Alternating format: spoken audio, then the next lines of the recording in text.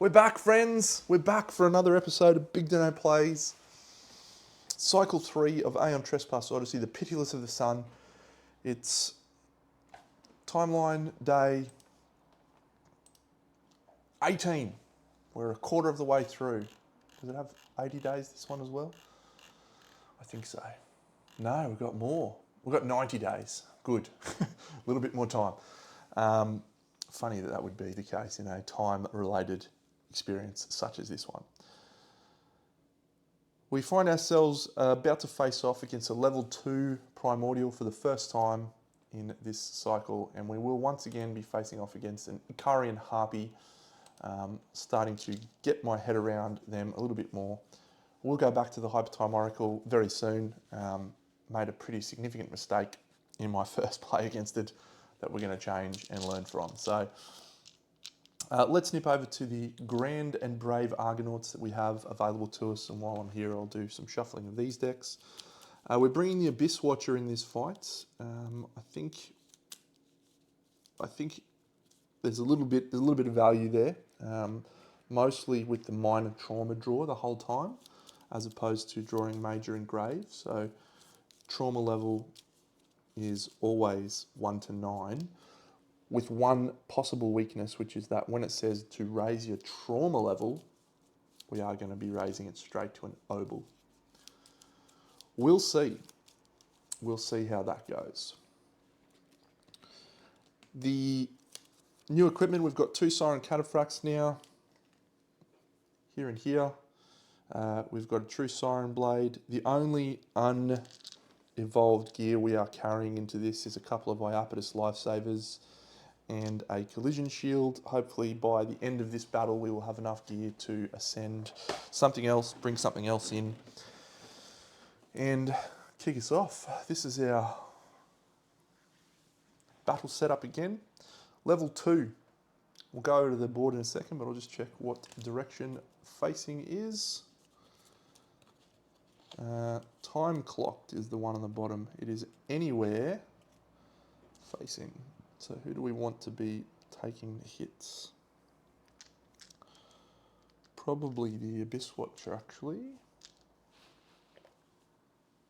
You can face this way, guy. Sure, that'll be fine. Our terrain for this one that we got from a story hub was the Spot of Nothingness. That's a chasm and a board edge. We don't want to fall down that. That would be good if we didn't fall that. Let's go over to the primordial board. So at level 2, this guy has exactly the same traits as level 1. There is no change to traits. So there's only the same rules in play. There is, however, 2 tokens here on the rapid adaptation track. So that will mean that we have 2 tokens that we need to move. I'm going to turn my head off so you can all see the rapid adaptation board, which is pretty much the most important thing on this fight. So 2 tokens. If those 2 tokens were here and here, we could not wound with a club or a knife at all.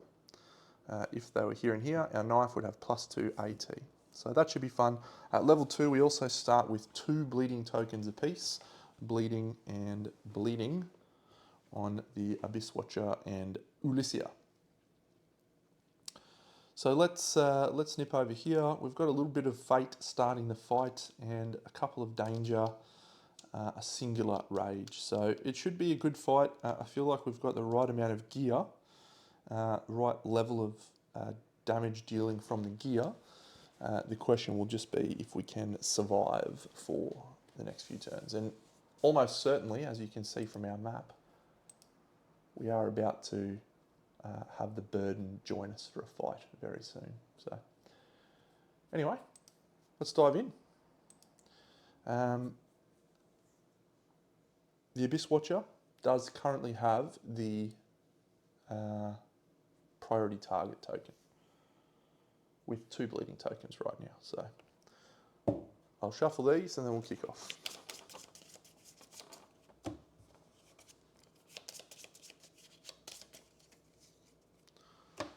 Boom. We have Frenzied Slash. Oh, closest non-bleeding Titan in front. There isn't one. Closest non-bleeding Titan in sight. So if we go over here, you can see that both Solon here and Phylloxera do not have any bleeding tokens, so they will be the target of this attack, which is unfortunate. So I think we will go Phylloxera. So it's going to be move 1, 2, 3, 1, 2.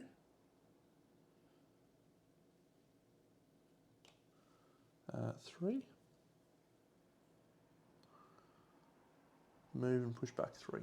Yep, 3. So she goes to there. Attack if your fate is higher than 5 for Cersei. It is not. 4 dice on an 8. Now Cersei is wielding a couple of pieces of gear here. The Exile's Garb, which takes us to evasion 7.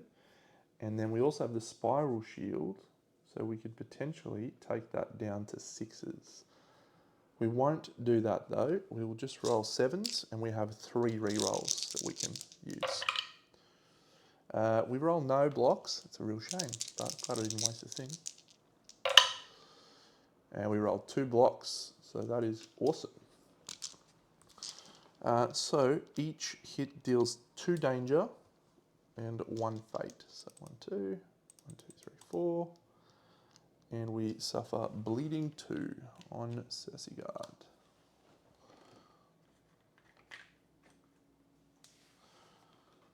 Boom, boom, boom.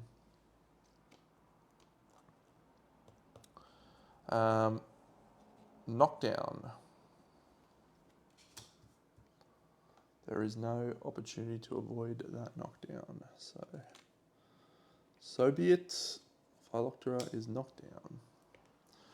Predation then triggers, targets the person with the most bleeding tokens, and so the priority target will be the Abyss Watcher. So we will go to here.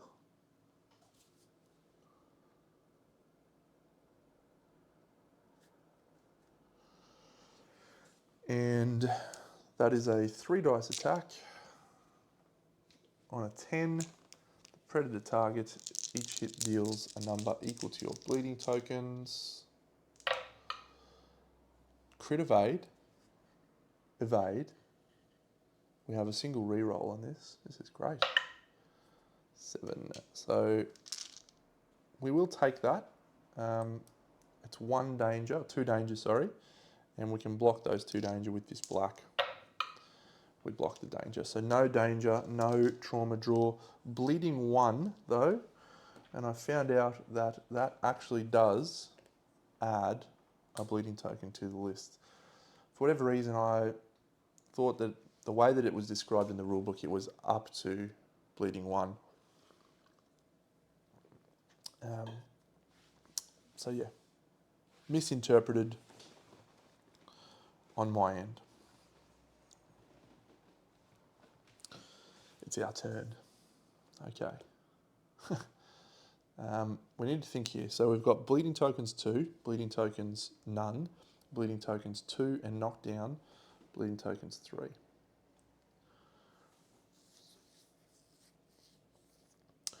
Bleeding limit 5 because of the Siren Cataphract, bleeding limit 5 because of the Siren Cataphract.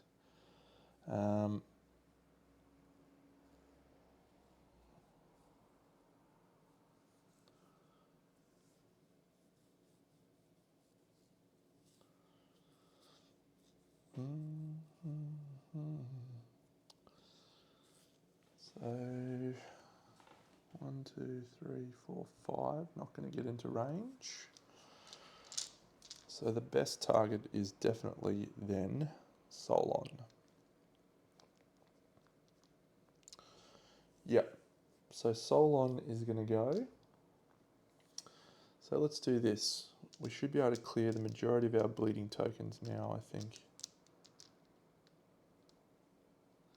So if we start by doing Solon, and if he moves 1, 2, 3, 4 to there, he can use his Ice Elixir at the cost of a fate to discard up to 2 bleeding tokens from yourself or an adjacent Titan. Phyloctera is adjacent, so we will discard these 2 bleeding tokens from her. And because we aren't making an attack, we can sacrifice our combat action to unexhaust that elixir, which is good.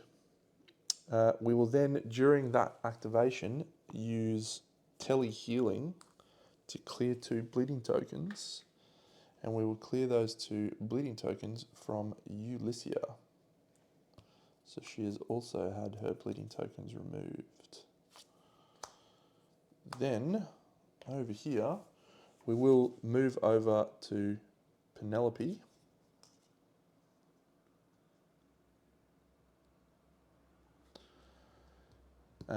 So she can act. She doesn't have bleeding tokens. She is going to stand still, and she's going to use the Horizon's Edge, which is 2. There is no tokens in the pool. Now I did bring a different Argo payload ability this fight. So this one is, I can use 2 Ambrosia resources to place break tokens or mortal resources to place opening tokens. Won't be doing that for the moment. The Horizon's Edge.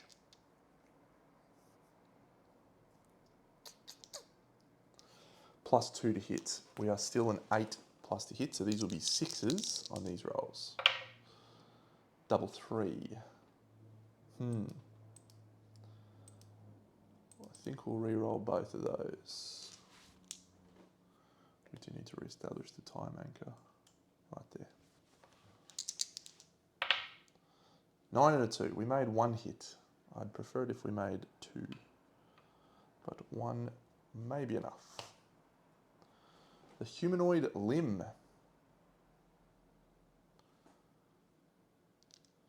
1, 2, 3. Fail is knocked down.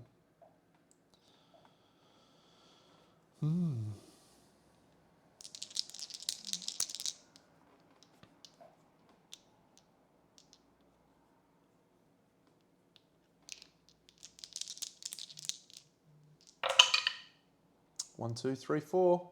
Push back 3. Nice. Push back 3. So build the pool. 1, 2, and we'll put a break.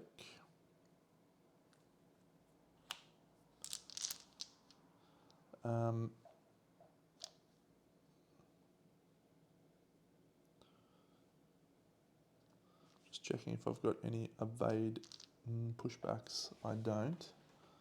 1, 2, 3. So we will do a reposition 2 to move to there. We still haven't used our movement at this point.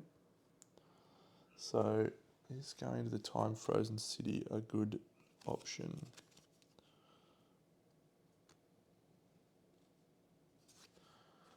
You can spend an Argo Fate to try and thaw time. And test our Argo Fate, replace it with a city. Gain a diplomacy with a local faction. That's actually maybe not a bad option, really. What's the current tile we're on?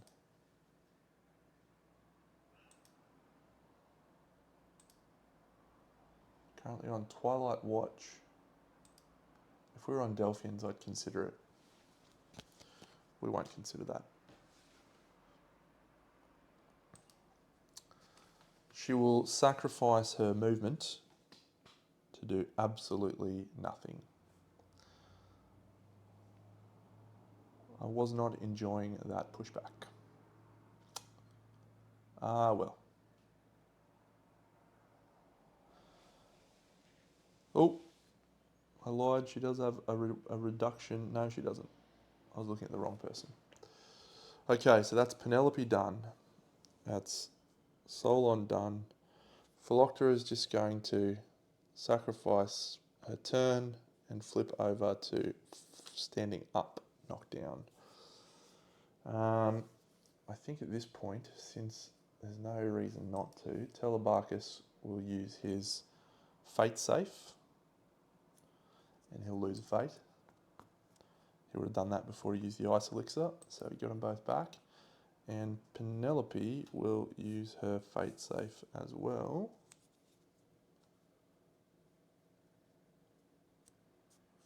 To drop her fate by 1.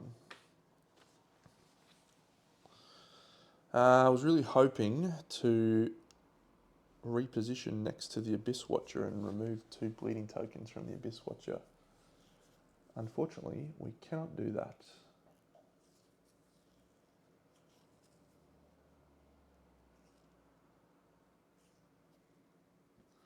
So the question then is, do we not attack with the Abyss Watcher and clear the tokens? Don't know.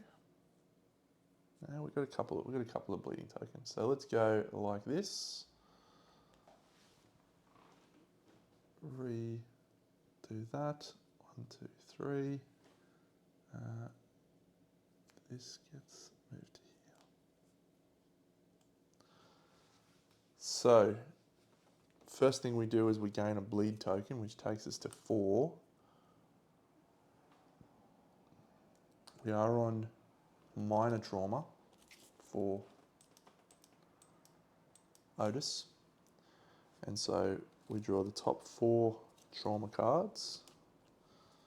Negative, negative, positive, positive.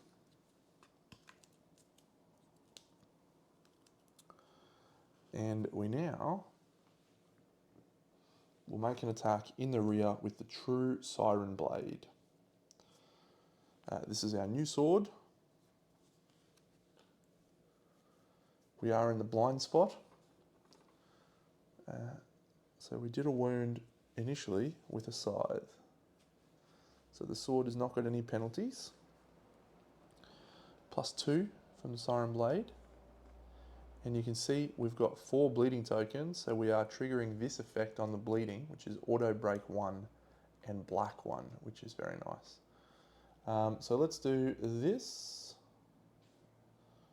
to hit. So +2, 3, 4, 5 in the rear. That's a 5, so we only needed a 3.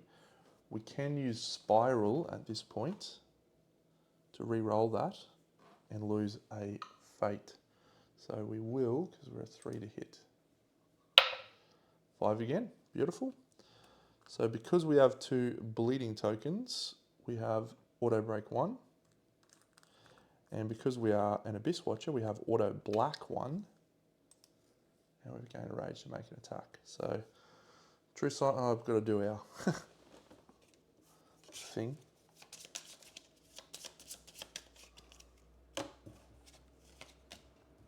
Escalation.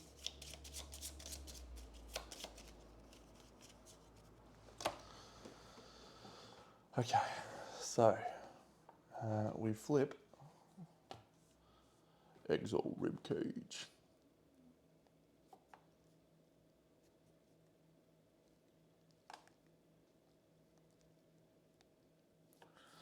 We don't love Perform Signature against the attacker. The True Siren Blade is 3 reds. And there is an automatic break. And the Abyss Watcher is also a red, so 1, 2, a 3, 4, 5, 6 easily knocks it over. So we'll build the pool and then we will finalise the attack. So we're going to go reposition 3, 1, 2, 3. In the pool we will have a break, we'll have a black and a fire token on 1, and the true Siren Blade gets 1 and puts another black in there. Wow, that's pretty good actually. Bleed is going to become a very, very, very significant problem very, very quickly. But hopefully we can use our tokens to stop that from happening. So that's all. The Icarian Harpy will now do his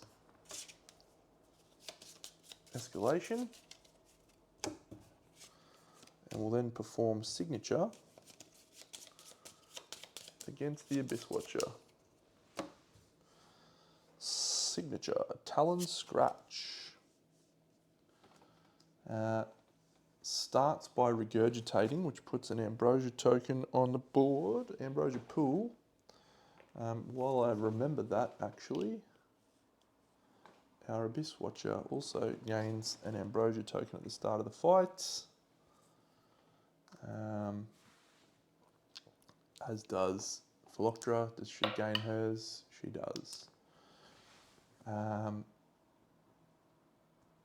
Yep, gain an Ambrosia token. Immune to Fear and Dread. Yep.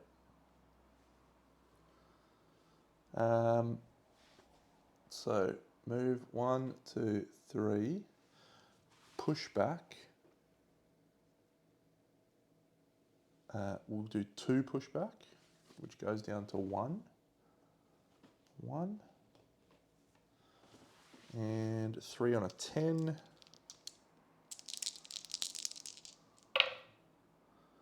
We can re-roll 1. We dodge none. Do we want to block 1? Each hit deals 2. It's 1, 2, 3. 6. No, we won't block. We won't spend a fate. So we would take 6 danger. That goes down to 3 because of that. But worse, we gain a bleeding token. That was a true Siren Blade. We're at 5 bleeding tokens. We do have a bleeding limit of 5 though. Slightly suboptimal. And it's a trauma draw. We know the trauma draw is thrown off balance. Exhaust all of your exhaustible gear.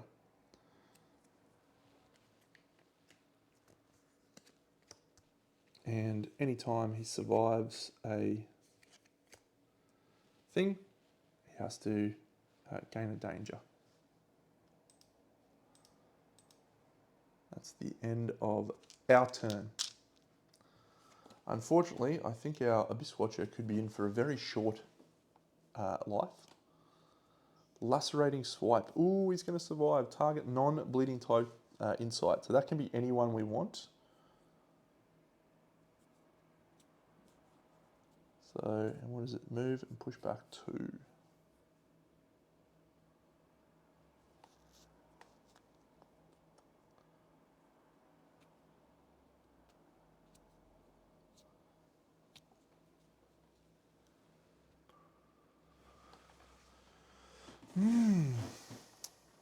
The Abyss Watcher is about to get absolutely pummeled with the with the predation attack.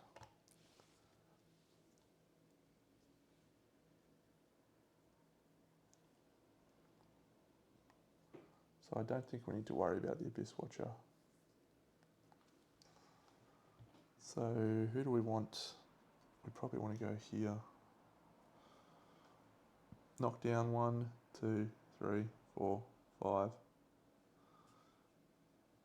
Over to Solon, push back 1, because you can ignore pushbacks. And then making an attack. 3 on a 9. Blocks none, have no rerolls. So gains bleeding 1. If the attack hits, it deals 4 danger.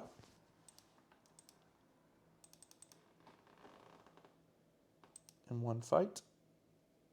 However, we have Abyss Thorax, which can negate with a red and a black. So we're going to take that down to 3, which is a nice little boost. Well, we know it's a -1, but Giant Gash, gain a danger, and move to 4.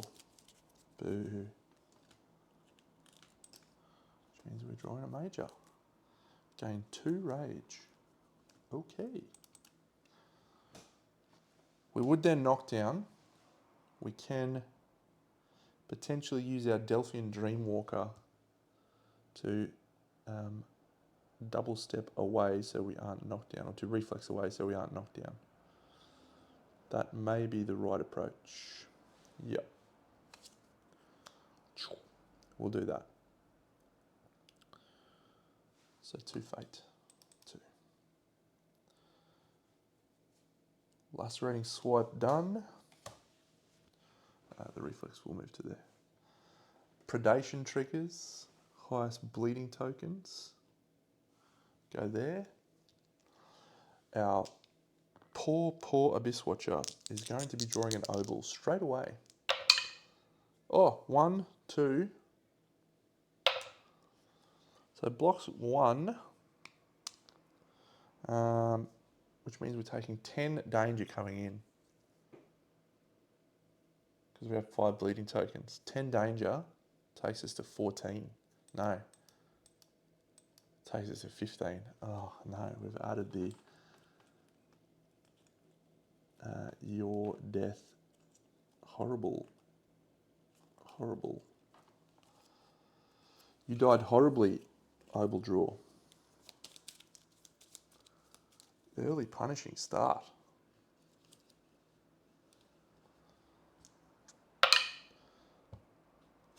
Oh! That's actually massive for no reason whatsoever, because the dude's going to take a bleeding token and die.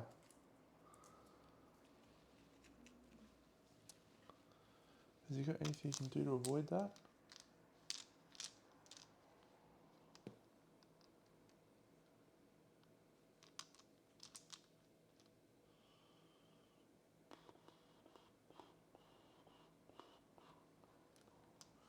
I don't think he does. I think he just straight dies. Oh well, from bleed. That was fun. The Abyss Watcher had a great time. My best weapon. Everyone else gains a rage. Went to 6 bleeding tokens. That sucks. Oh well. Good news, we'll start here. She's going to stand up at the start of her turn. She's then going to, as a free action, clear bleeding from the person that she is adjacent to, which is Solon. And she's going to move 1, 2, 3, 4, 5 into there. She has the Smouldering Mace. And she's going to make an attack with the Smouldering Mace in the rear. There is no tokens in the pool. The mace is a club. So no penalties because the club is there. She's hitting a 6. I'd probably prefer to be hitting more than a 6 actually. Had to be her that went first anyway. Oh, very nice, very nice. Very nice indeed. Very nice indeed. What do we have? Oh, gain the priority target token. You may perform a bonus attack ignoring the rapid adaptation trait. Did I remember to raise her rage? I don't think I did. 3 rage. Oh, love a bonus attack. 1 black, 1 red, 1 red. We got black tokens, so it's a 6 though. And the Smouldering Mace has an innate. That's a 6, if you don't mind. 1, 2, 3, 4, 5, 6. Easy does it. Easy does it. That's not Penelope though. That's Cersei. So the break 1, fire 1, reposition 1. We won't reposition because we're making a bonus attack. And that's pretty good. So that will move. Who's going to be attacking next? Probably the Solon. He's got knife. So we'll move that one. 3 wounds down. Go team.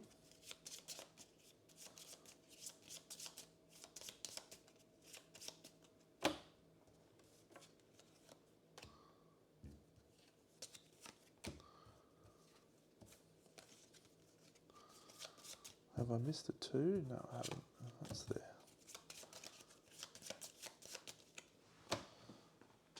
Bonus attack.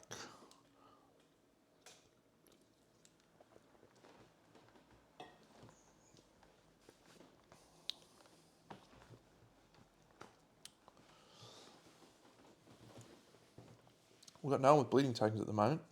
That's good.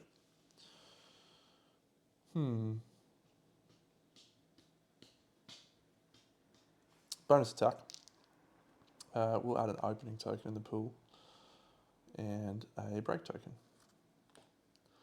Still in the blind spot. Still rolling to hit in the rear. 4, 5, 6, 7. Not enough. Spend a fate to reroll. 2. Not enough. Bonus attack missed. Everything lost from the pool. That's a bit annoying. Ah well. Solon rejigs his time anchor. 1, 2, 3, 4, 5. Also in the rear. 1, 2. We will gain a fate to add 2 extra dice. We're +3, so these are looking for 5s. Let's add another fate and we'll add 2 more dice to take it to 6 dice in total.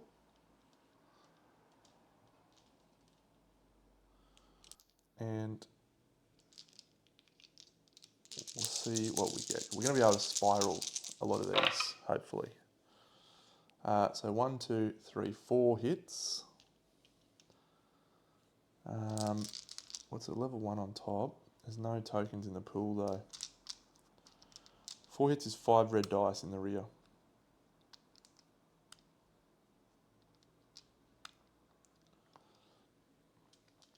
We'll spiral all 4 of them and lose 4 fate.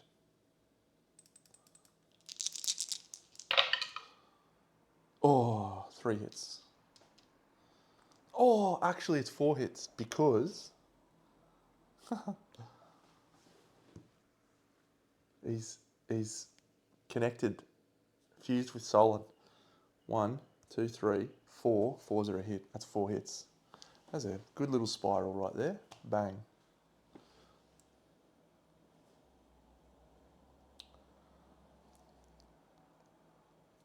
Okay, bleeding up to 1.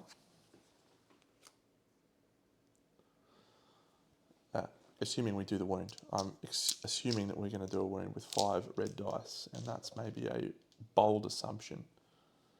Did I raise his rage for the attack? I don't believe so.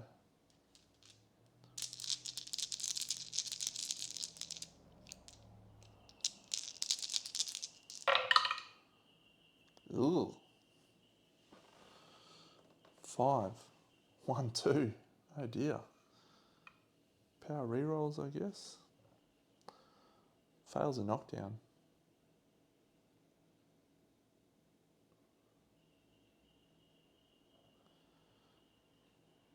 We can do 2 power rerolls, but we need to roll well above average because we've got no tokens in the pool. No, we'll just take the fail. So opening from 4 hits.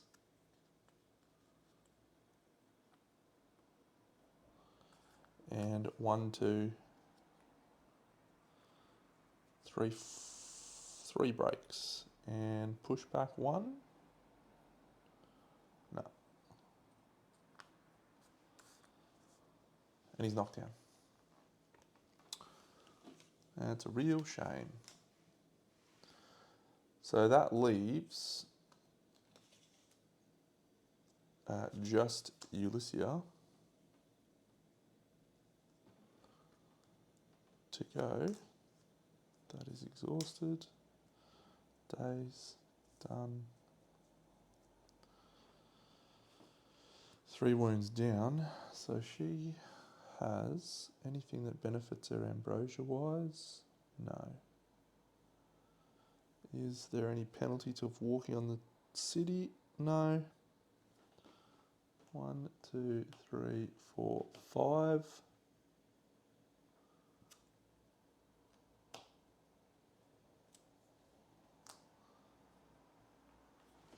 And she will sacrifice her whatever to tip that over.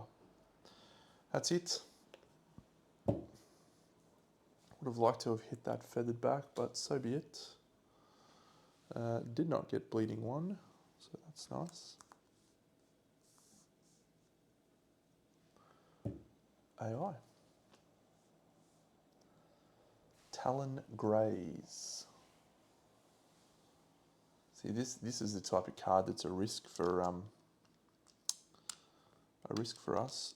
Target non-bleeding Titan in sight. Another fun fact. I've got 2 Titans in the blind spot. They are not visible, so it has to be Ulyssia. Move and push back 2. 1, 1, 2.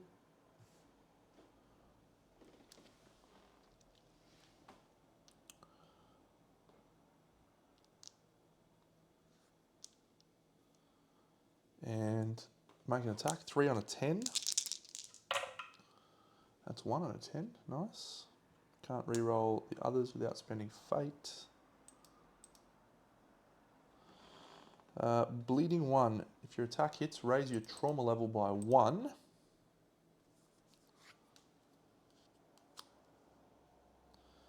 And do a draw. We have a major trauma. Dolos Cunning plays 3 opening and break tokens. We've got 1 million in the pool. I guess we'll just put another break and another 2 openings. Yeah, there's 5 of each in the pool. Seems good. And that is all she wrote. And now, in even better news, she's the only one with bleeding, so predation is not going to trigger.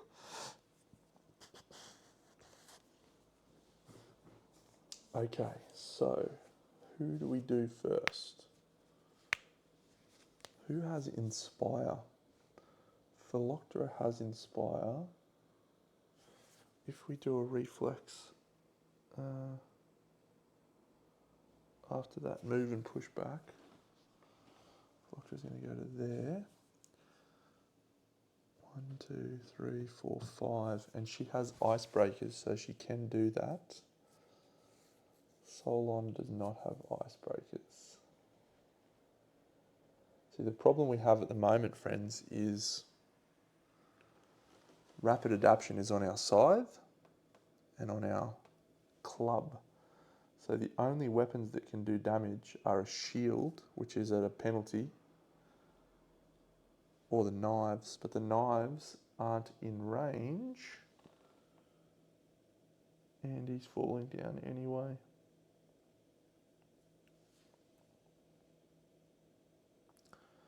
So we will do Philoctera.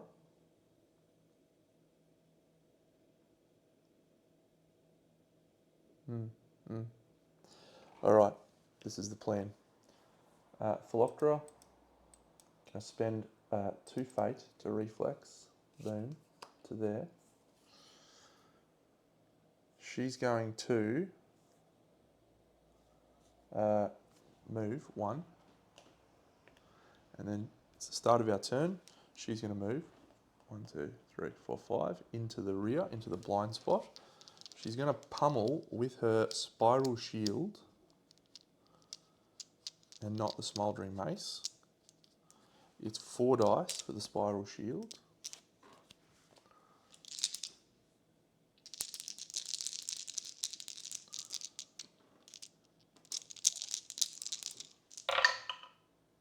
She will re-roll all 4 of those. No, she can only do that once. It's spiral 3 on that other one, so I'll have to re-roll. I have to gain a fate for him because I could only spiral 3 of them. So she'll re-roll that one, just to spiral down. Into a crit. Ooh, this has just got a lot more interesting. Spiral into a crit. It's 5 hits. Or 4 hits, plus the red. Plus the rage. We're on an A at BG2. Discard a rapid adaptation. Oh, if we get this, it'd be good. And it's a 7 too. 7 is achievable. We have 5 break tokens, so got some rerolls.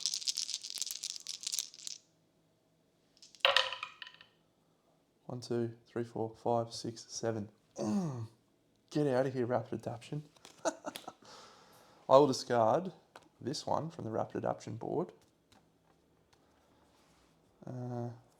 Well, first of all, the wound happens, so it goes there. Then I'll discard that one.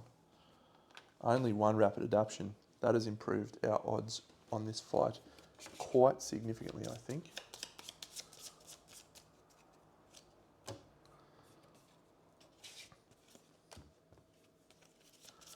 Spiral, so clutch. Okay, so let's build the pool. There is nothing at all from the weapon, so it will be 1, 2, 3, 4, 2 and 2. Split the difference. She has Inspire 1. Inspire allows another Argonaut to stand up. So she will stand up Solon. She also has Reposition 2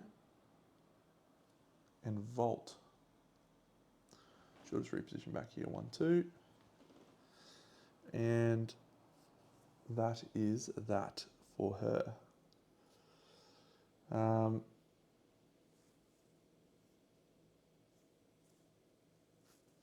At this point in her turn,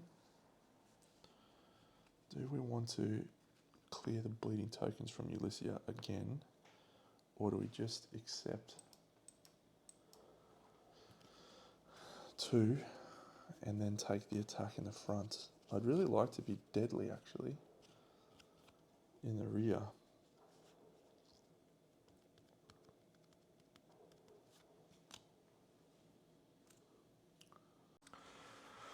We're going to allow the bleeding token to tick over, I think.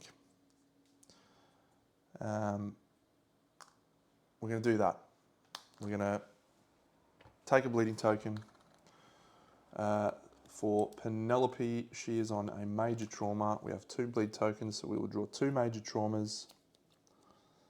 Both are negative, so both will stay on top.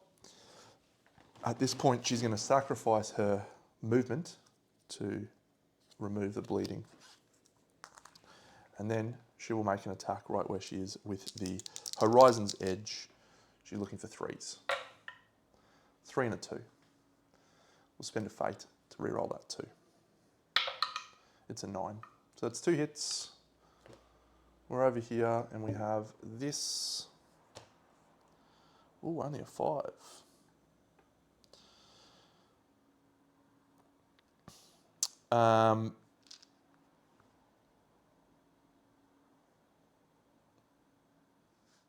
Two reds, an extra red, and a black. We've got 2 break tokens in the pool.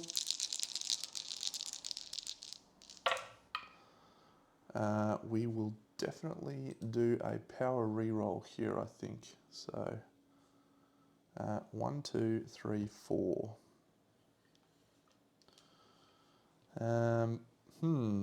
power reroll.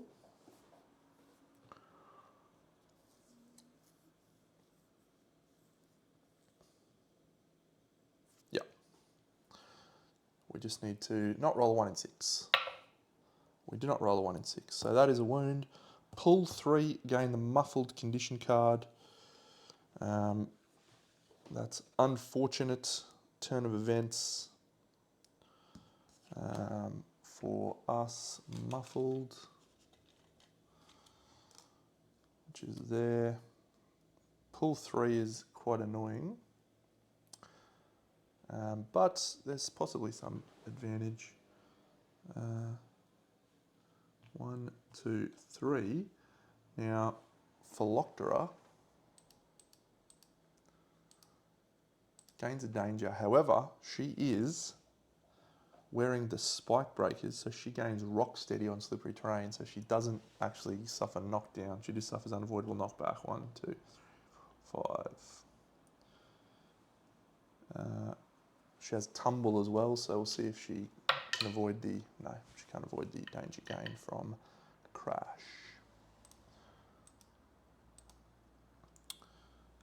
That is it. She did a wound with the scythe, so that goes over here.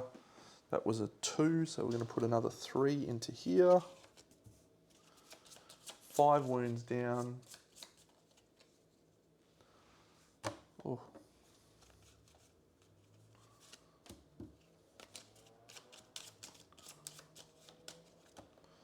Nice. Okay, I definitely didn't re-establish my time anchor there. And I feel like I have not done Solon yet.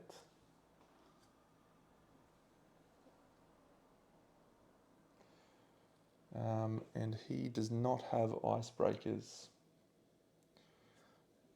So he's not going to be able to attack. Because he's going to have to go in the same cardinal direction. Does she have... she has reposition 2. 1, 2. And she'll put 2 openings, 2 breaks. And an opening and a break. No. A break. No one's bleeding. I don't think Solon can get anywhere near that. So he'll just move 1, 2 to here. And will sacrifice his combat action to unexhaust his Delphian Dreamwalker ability. 2 Ambrosia tokens, precision, sweet. That's it, that's our turn. No bleeding, which is good. Again, over to the Primordial. Manic Cutting. Titan in blind spot, no. Closest non-bleeding Titan in front, no. Closest non-bleeding Titan in sight, it is Ulyssia. Turn to face, boom.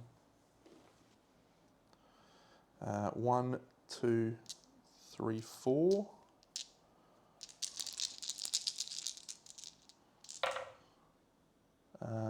Blocking on a 9, blocks 1. Can't voluntarily gain fate.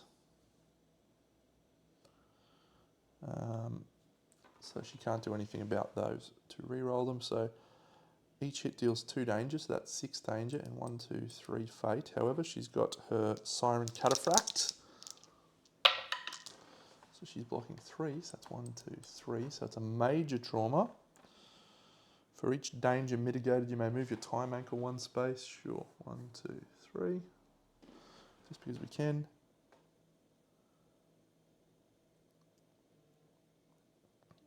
Move. Push back 2. Actually, 1, 2. Can't make that 1, so she's going to gain an Ambrosia as well, which is unfortunate. And knockdown at this point. So a tremendous turn of events for Ulyssia. But the good news is that the Manic Cutting has stopped and the bleeding that we just got is the only bleeding. So once again, no predation triggers. So the only person who can't wound first is the Scythe. So we'll definitely want to go with someone else. But is anyone else in range yes. Solon, who has, yeah, what about Cersei Guard? 1, 2, 3, 4, 5. She's not going to be able to get there. She's the one with Inspire.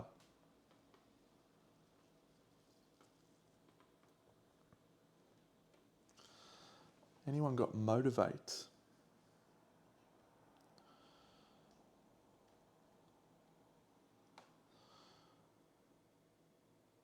Pursue Protocol. I've got Pursue Protocol sitting here. She's going to move 1 space. That's massive. It's massive. Over the Argonauts. So it's the start of our turn. Once again, we have we have 2 bleeding tokens here and a knockdown and a muffled. But we are going to start with Phyloctera. She's got the Smouldering Mace. It's a level 1 on top, so Cersei Guard. Yep.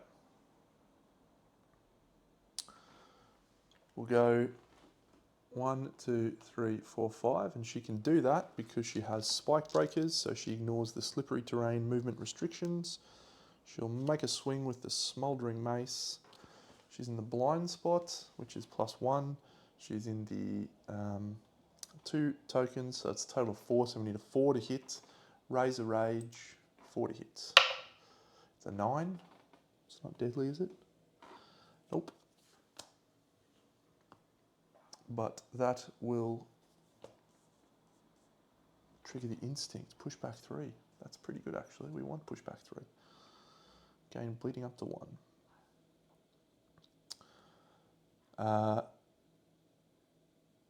4, 1, 2, 3, and an auto. So need to hit 4. This is a club, so we're not losing anything here. 1, 2, 3, 4. Easily gets the job done. So we'll trigger the pushback in a second, but first let's build the pool.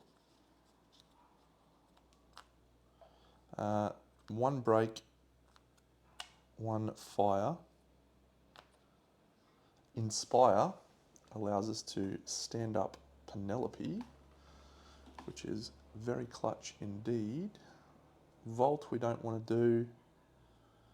We've got reposition 3, which happens in the second thing.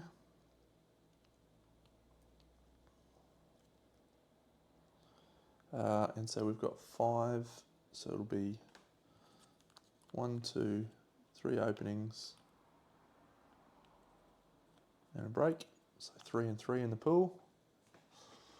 Push back 3, 1, 2, 3 into here.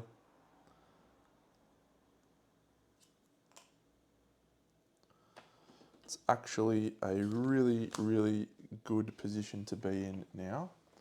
So it's another 2. If we are fortunate enough here,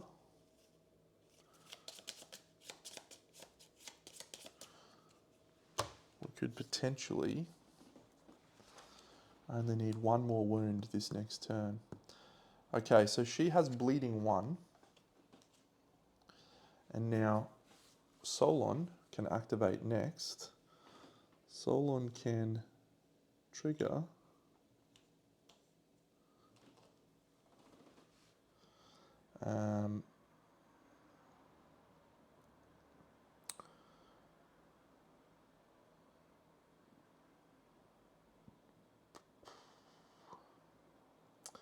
the free action to clear bleeding tokens from her. Free action, clear bleeding tokens from a friend. As a free action, discard up to 2 bleeding tokens from adjacent Titan. Perfect. Can then move 1, 2. Doesn't have icebreakers, so can't get into the rear as much. But that's okay because we have days, and so we can do that in the first ability window. So he will gain rage, making an attack. He'll gain 2 fate to roll 6 dice. And he's looking for 4s on these dice. These are from the awesome Abyssal Watchers, by the way.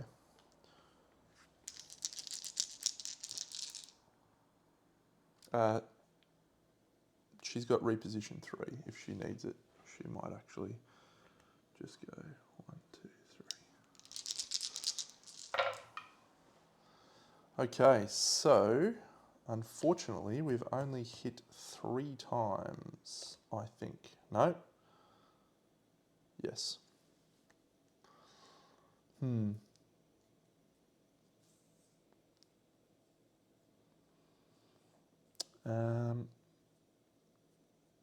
This is a tricky call.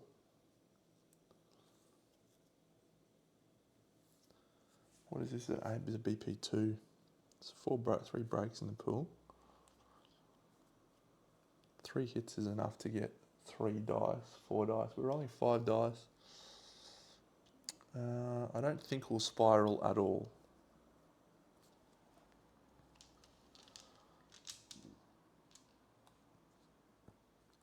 Actually, those 2 2s hit. It's +2, +3, +4, +5, +6, because Solon has +1 precision on his Dreamwalker. That's come in clutch 2 turns in a row now. I'm just going to stop because I don't remember what I had. I'll go check what the actual rolls were. Yep, so we had 5 hits and 1 1. So we are going to spiral 3 of these because we're hitting on 2s. And we still get 4 hits, which is perfect. So we lose 3 fate from the spiral. At this first ability window, we are going to use Daze from his Forbidden Love, and that will turn the monster's rear to there. We will draw our AI2, the Vestigial Wing. Perfect. And it's a 7. So because we're in the rear, and because we have 2 Ambrosia tokens, and because we rolled 4 hits, 1, 2, 3 dice from the hits, plus a bonus red, plus a bonus red, plus a bonus red for being on 6. 5 rage. Pretty good. 6 reds, needing a 7 with 3 breaks. Pretty good chance, I think. 1, 2, 3, 4, 5, 6. We need to use a power reroll, but I think we'll do 2 just to guarantee the wound. We get the wound through. So it's 4 opening tokens, and then 1, 2, 2 breaks.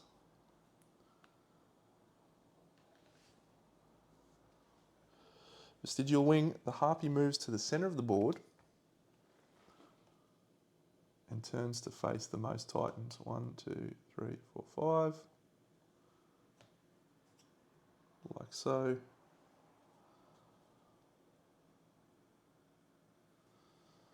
Good, good, good. Take a wound.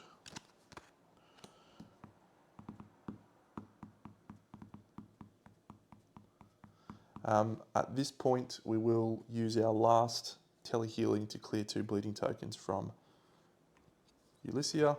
So she has no bleeding tokens. We could... he's going to take 1 danger from Crash from the unavoidable knockback. He is knocked down. But as always, we should be able to deal with that pretty comfortably. It's a wound done by a knife after doing a wound with a club. It was actually 88, but we still easily got there. And so that was a 2, so we're going to put a 3 in here. 7 wounds down, friends.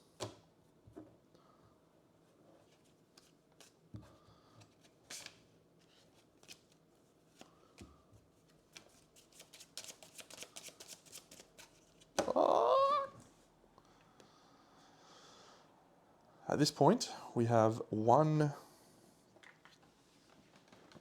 person left, which is Ulyssia.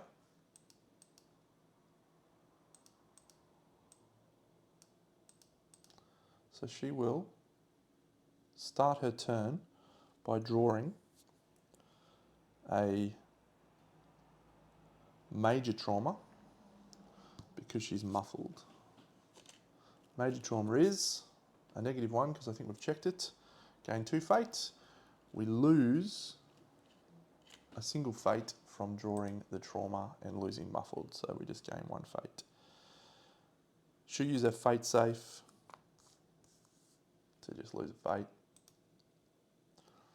And then she's going to move 1, 2, 3, 4, 5 into the blind spot. Her token is here, and she will roll a dice to see if she loses or gains an ambrosia. She does not gain an ambrosia for walking through the mud. In the blind spot, again, it's 1,000,000 to hit. There's 1,000,000 tokens. Crit on a 9. It's a 4 and an 8. Do we want to try and chase down a crit here? I think at this point we want to chase crits because if we can get a 9 or a 10, that's going to be very, very impactful. It's 8. Oh, man. Oh, well. It's hits. It's all the hits we can get. It's a level 3, by the way. 8. Oh, no. So many bleed tokens for her. 1, 2, 3, 4 is our roll. We need an 8. This is unlikely. It's not a critical.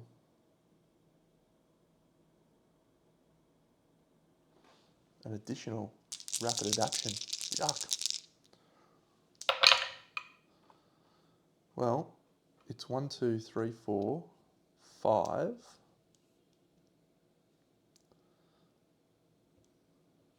And we can re-roll this one. I think we're about a 50-50 on this roll to get this 3 wound through.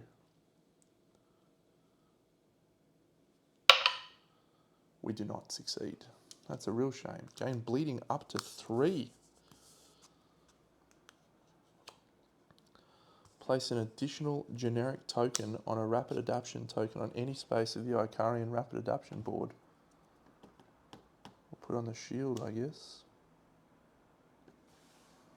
That's pretty unfortunate. It's a real shame. 2 opening tokens from the sword, the horizon's edge. And we'll go break, break, break, opening. 3 and 3. Reposition 2. 1, 2. Can't clear the bleed. That's it. That's our turn. 7 wounds down.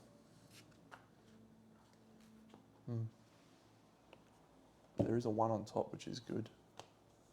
Lacerating swipe. Non-bleeding titan in sight. So that will be the priority target, which is going to be Telebacus or Cersegard. Cersegard went first, so she is the priority target token.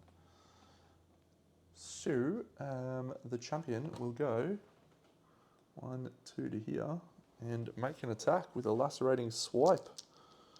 3 on a 9. There's pushback 2, which will go down.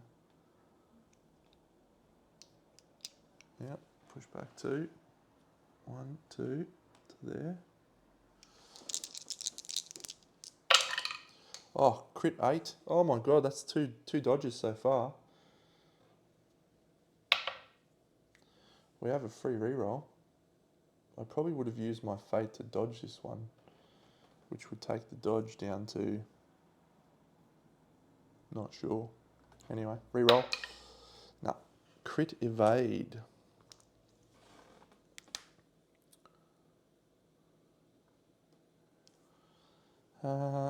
If your attack hits, it deals 4 danger and 1 fate. Can't do anything about that. That's a oval draw. Bleeding 1. Let's see if the oval draw kills us. There is, unfortunately, a 3-card oval deck because of our thing. 7. Oh, feeling good about how many times we've drawn that you live.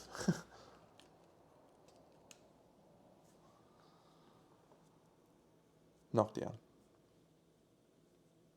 That's fine. I've got an ability that can stand up for a knockdown. Done. Over to predation, which is unfortunately going to trigger now, and it's going to trigger on Ulyssia.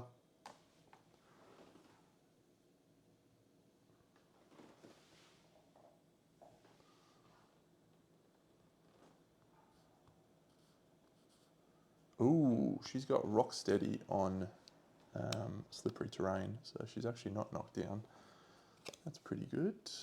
Knockdown. It's actually really, really important because I think we can use our Pursuit Protocol to move closer. Very impactful. Still, predation. We might have a dead Titan here. 3 on a 10. None. She has 3 bleeding tokens, which means she's taking 9 danger. 9 goes down to 6 for Penelope, so that takes her to 12. Another Obel draw.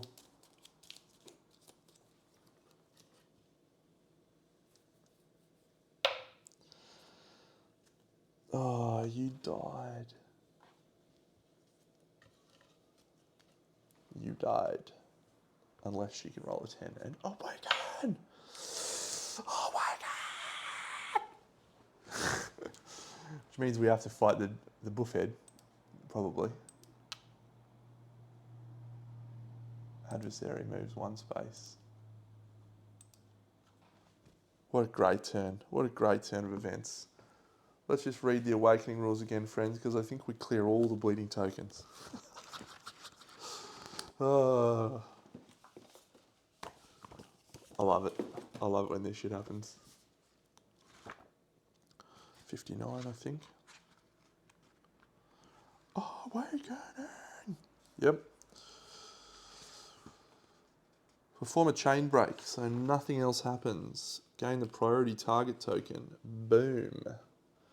You may immediately discard any condition cards. If you're knocked down, you may stand up. You may immediately perform a move or push back up to your move value and perform a bonus attack. Wonderful. So we'll push back. 1, 2, 3, 4 to there. No, let's go to there actually.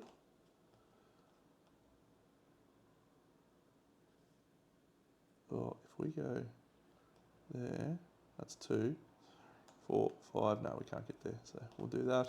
Great. And perform a bonus attack. Which god of death do we want to be?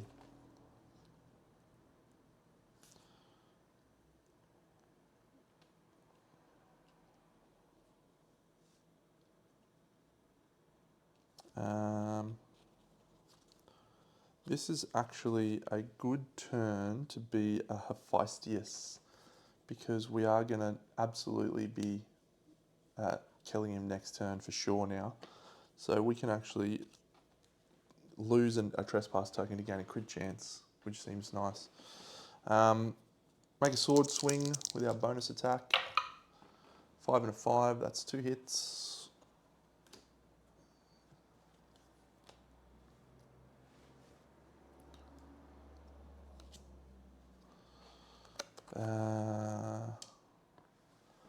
Penelope.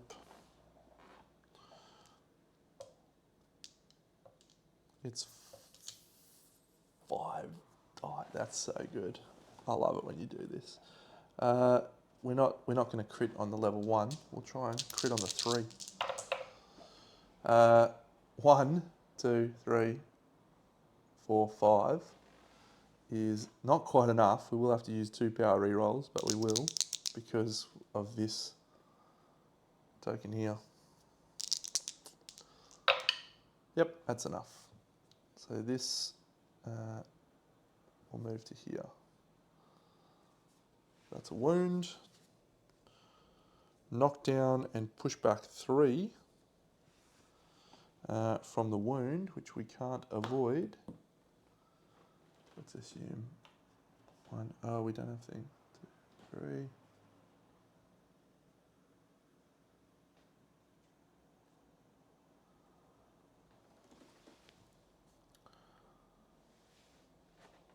That's it. Did the wound over here for a evolution.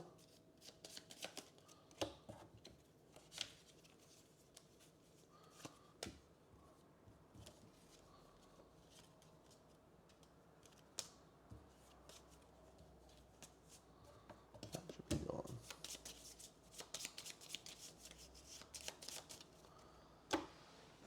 Okay, it's the start of our turn. It's the start of the Titan round. We will choose a knockdown Titan. Actually, let's have a look here.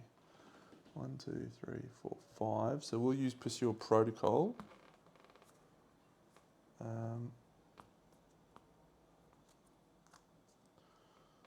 Can we do that? Can we not? What's your situation?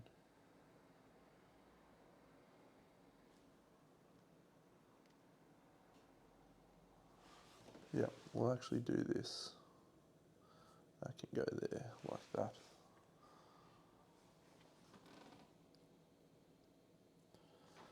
Okay, there is, in the wound stack, 1, 2, 3, 4, 5, 6, 7, 8.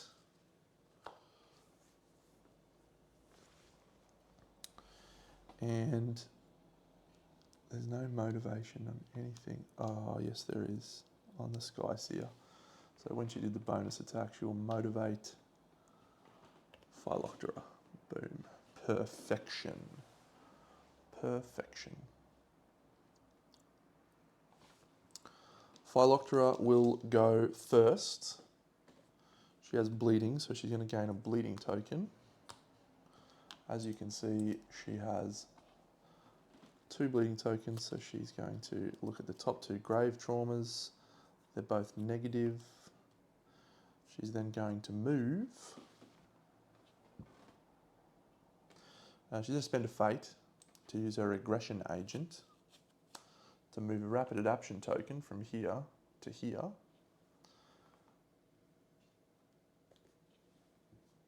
Here to here. So the club has no penalties. We're over here. She's then going to move 1, 2, 3, 4, 5. She can do that because she has spike breakers and can ignore slippery movement terrain. And then she's going to make an attack with the Smouldering Mace. She's in the blind spot. It's anything but. I think it's close to anything but.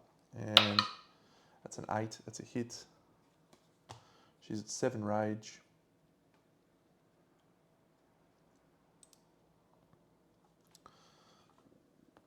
It's a lot of tokens. 1 black, 1 red, 1 red, 1 red. One of these.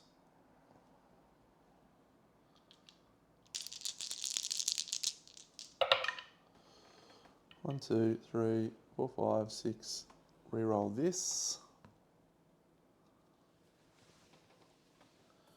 I think, is there anything else I need to reroll? Have I missed a dice? 1, 2, 3. That's it. Easy. 1, 2, 3, 4, 5, 6, 7, 8. Wasn't easy. Actually, that regression agent turns out to be crazy. Gain bleeding up to 2. We already have up to 2. Harpy moves to the center of the board and faces the most titans. The center of the board will be here. So she will get knocked back there. She would suffer crash, but she's got tumble. She's going to vault. How good's that? How good is vault? Moves to the center of the board, faces the most titans.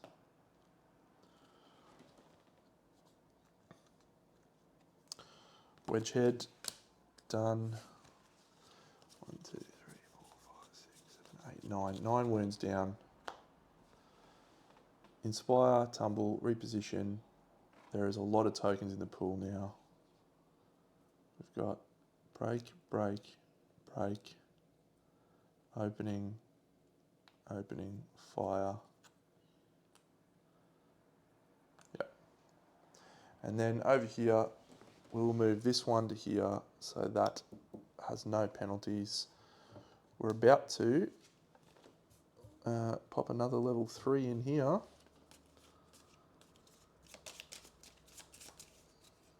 That, and we are guaranteed a crit chance on this because we're going to use our champion, Hephaestus. So let's go over to the Argonauts. So that's her done. Inspire 1, tumble, break, fire, reposition. So she's got repositions if she needs to.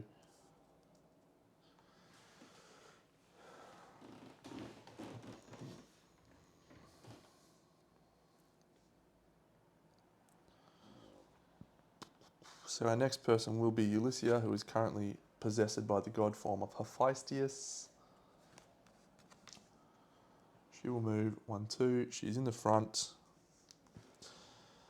She's hitting on +5. And I think she's going up to 6 rage. Pretty good. 5 and a 9 is 2 hits. So we will spend one of our 2 trespass tokens, or sorry, our last trespass token, because at the start of her turn, she loses a trespass token to reveal a crit chance. So this is automatically a crit. It's the sphere cast thing. You legend. That's still a hard roll though. Or is it? 1, 2, 3, 4, 5. So 5 breaks in the pool. We have a crit chance to gain the sphere cast card and immediately start a fight against the burden. I think we've done it. 1, 2, 3, 4, 5, 6, 7, 8, 9, 10. Come on, Leighton Hewitt. Let's go. Boom. There's 2 things that does, and that's really awesome. First is because we just critted a level 3 body part, we actually gain an Icarian Harpy core clutch. Second, we just gain the sphere cast, and I actually know what that does because I looked at it in the other episode. Come on! Sphere cast. And we killed the Harpy. That was a good fight. Unfortunately, because we just critted that location, the burden literally walks onto us and is going to have a fight right now. That's so good. I'm so happy. Sphere cast. This has a new rule called fail trick. Fail trick is if you fail to wound, you can flip it.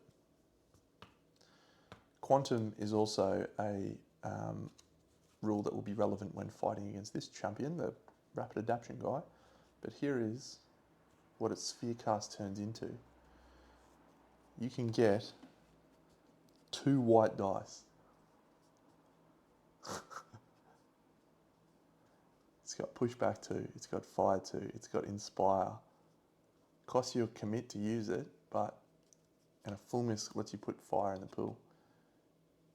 This is a clutch weapon, even 4 reds, which means you're rolling 5 red dice without any buffs at all. That's amazing. That's going to give us a really red hot chance in this cycle to get it done. So unfortunately, we did lose our Abyss Watcher, which is a shame, which will gain us a Pygmalion stone again, or a Pygmalion mark. At level 2, we just gain 2 times these resources. So that is feather, feather, razor claw, feather, razor claw. So 1, 2, 3, 4, 5, 6, that's 12 ambrosia.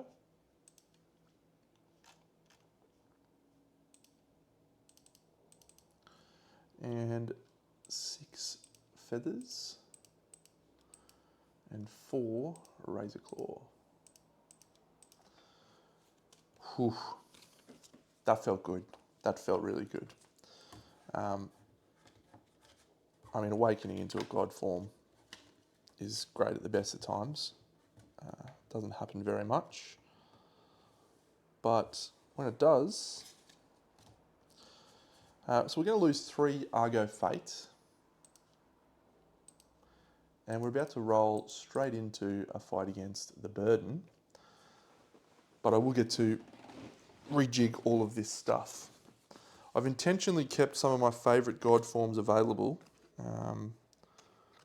just in case. But this is going to be our first fight against the Burden. And that's pretty exciting because we haven't fought him yet. So I'm going to shut off, rejig all of our stuff, and then we're going to go over to a Burden fight, which happens at the end of this current step. So we still haven't got our transforming weapons, we still haven't done our loop end, but we're on the encounter step, and at the adversary activation, we resolve it right now at the end of this step. So don't even do our advancement step yet. Back soon. We're back, friends.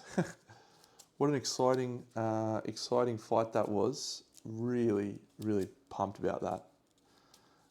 I felt like we had a really good handle on the level 2. We managed the bleeding. We kept everything right. I mean, and honestly, I took a Abyss Watcher because I didn't really care if he died, and I wanted to get more Pygmalion stones so I could protect the dude who actually matters. And he had our best weapon, so we were actually travelling very nicely indeed. We're about to face off against one of the more interesting and unique challenges in the Burden, and I really like the Burden. I don't like him all the time. Early on though, he's a lot of fun, and I'll explain why.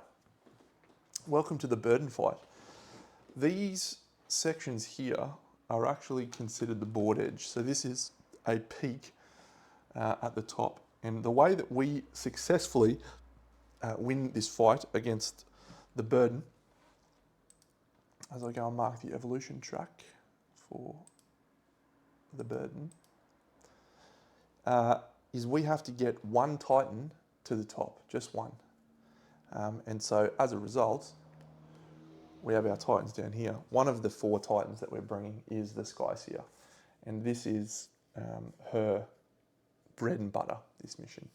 Now there's a couple of rules that make this a little more challenging, because you'd think, oh, well, she just runs and gets up there, right? No, because everyone is tied together with ropes. And so the top of the board, which is this end of the board up here, everyone has to be within 10 spaces of each other from the top to the bottom of the board. If they end up more than 10 spaces, they can only move towards each other.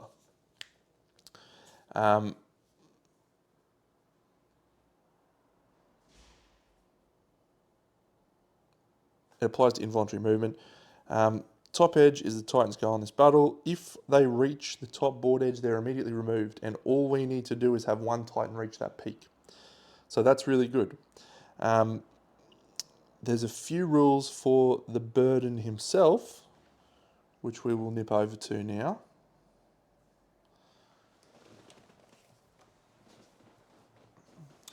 So he has all of these rules. So he's got kickback. Now kickback is not knockback, and so we don't ignore kickback if we have knockback. It's only if we specifically have kickback.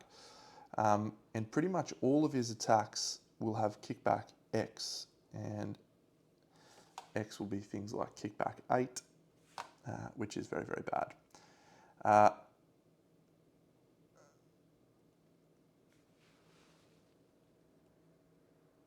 It will also rotate around. It's been a little while since I fought this guy, so I'm going to have to work my way through it. When a Titan suffers crash as a result of primordial movement, they additionally gain an ambrosia token, Fateless Eye. We do have rewind, so that's fine. Kick back. If you move onto an obstacle or the primordial, you bounce off it. Change the move's direction by 90 degrees and continue to resolve the remaining kickback. And he has unavoidable knockback 7. If you suffer crash, you suffer it once at the end of kickback. Great. So let me just explain that, and I'll use just a little champion here. So if this guy was to get knocked back, he would go 1, 2, 3, 4, and then he would bounce sideways. 1, 2, 3. Indestructible, so he would actually stop here, and then he would bounce sideways. 1, 2, 3, 4. At that point, he stops. He suffered crash for hitting that obstacle, and that's it. If we hit these little boppers, same thing happens. We get to go sideways, bang or bang. And so we need to use those like pinballs. It's basically a giant game of pinball, this fight, which is a lot of fun. But again, our end goal is just get one champion to the top. We have Vault on quite a few Titans, and I've also taken the Exile's Garb and the Hermes Cape in this fight to allow us to also have tumble, so we can avoid being knocked down on a chance, and that increases the speed of this trick as well. So we're feeling okay at this point. So we're going to dive right in. We will just reset all Triskelions after that exciting fight. There was no after battle effects. Nobody had muffled or sealed or anything like that. We didn't lose. We remain on that tile. No diplomacy changes. I've removed the Titan. I've marked the evolution track. I've added our gear. Let's go. We'll go straight into it, shall we? So, final rule, which is over here. And I can probably put my face back on now. I just didn't want to block the evolution track. We have a level 0 card. And this level 0 card is fun. Sisyphean task. The Titan with the most speed. It is, of course, the Skyseer. And she gains this card, which is called Sisyphean. And it looks like this.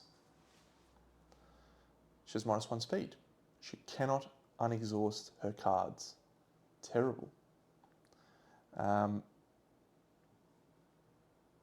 And when she's attacked, it's +1 attack dice, and each hit deals +1 danger. When another Titan gains Sisyphean, and there are no more Sisyphean cards in the game, pass this condition card to that Titan. So this is a rotating condition because we are carrying the weight of the world and rolling a rock up a hill. Sisyphean over here.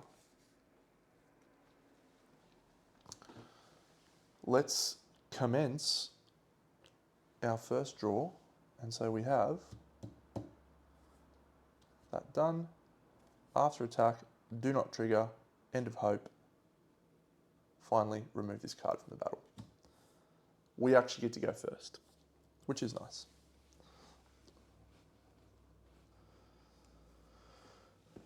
Okay, let's think. So, you can jump over these. You can attempt to jump over them. And as always, the Skyseer can actually just soar over the top of them using terrain tools, using her ignore terrain tiles.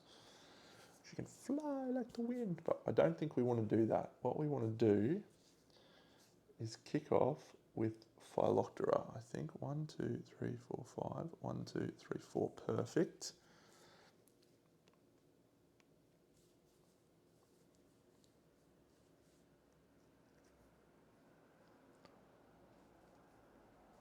Okay, so we're going to start with Solon. Move 1, 2, 3, 4, 5 to there. We will then move with Phyloctera. She'll go 1, 2, 3, 4, 5. And she will here at this point shoot her sphere cast because we have a new sphere cast because it's great. Sassy guard, gain a rage and shoot the sphere cast. Exciting. It's 1 and a +1. And this guy is hit on an 8+. So we need a 7. And it's a commit to use it. 2's a miss. Do we want to re-roll or do we want to use fail trick? No, we can't use fail trick because we didn't fail to wound. I think we'll try. Let's see if we can get a wound or 2 in. 7. Ooh, yeah, baby, yeah. Sphere cast. Hardened. This BP has +2, so we're looking for 7. Ignore this ability if you rolled a crit chance. That's nice. Nice time to roll that. If we fail to wound, and we're rolling 5 dice. 1, 2. We do not have a power reroll, but I did bring a power reroll trireme ballistifier in here, so we need 7. So 1, 2, 3, 4. So even with a power reroll, we can't do it. So that's a fail, which means we can trigger our fail trick and turn this into a searing pillar of doom. Doom. Doing that. Fun.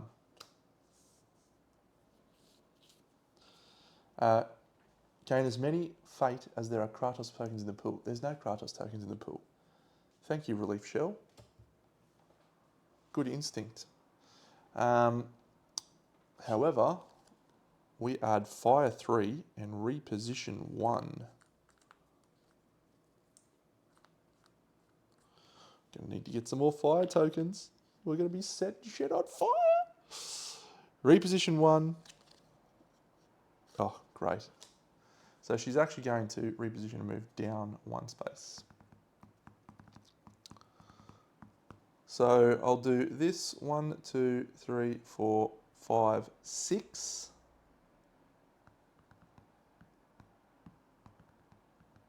And then the Sky Seer. 1, 2, 3, 4, 5. And she will stay where she is, like so. Great. So everyone's within 10. No time anchor re-establishing required. Nothing else required. Let's go over to the primordial. So we're flipping this card. It's targeting 2 titans. Oh, starting from the highest column. What an idiot this guy is. I forgot how much I hate this guy. Range attack, unlimited. He doesn't move. After final attack, bird moves to the center of the board.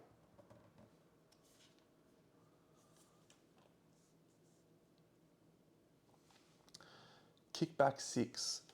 Resolve like knockback. If you move onto an obstacle, you bounce off it.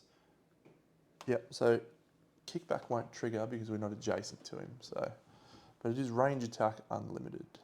So let's have a look. So the first titan is going to be here. And the second target will be her, because she has the most rage. 3 on an 8. 1, 2, 3. And this one is on Solon. 1, 8. A crit miss.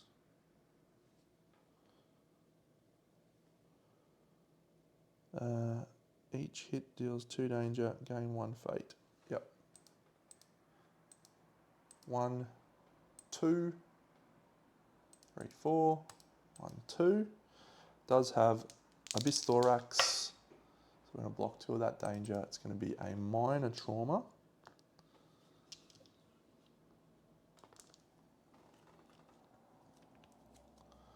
Faint. Place up to 2 opening and or break tokens in the pool.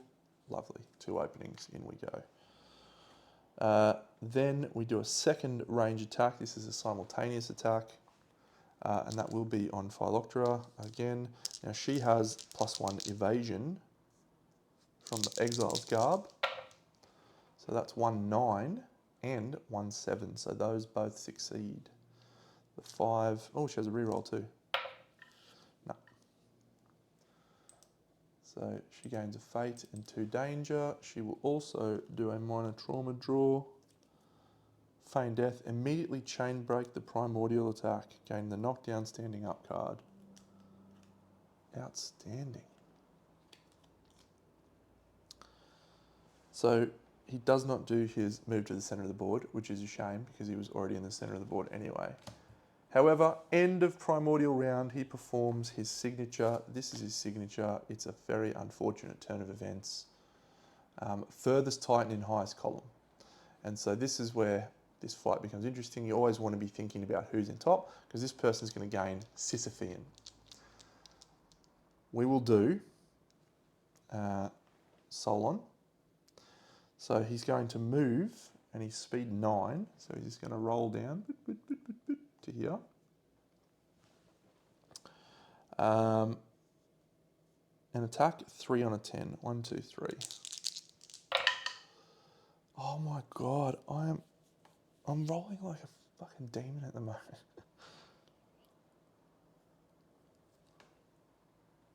So it's 2 evasions and then 1, 2, which means each hit deals 2 danger.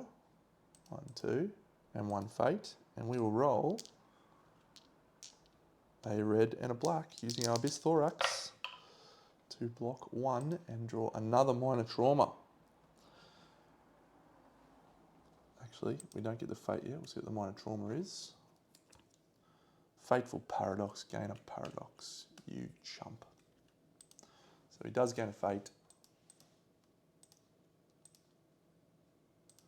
And he does also gain the Sisyphean condition card. And then, after attack, and there's no way to avoid this because there is no window of opportunity, he kicks us back 8. So someone else now has the Sisyphean card, and it is Solon.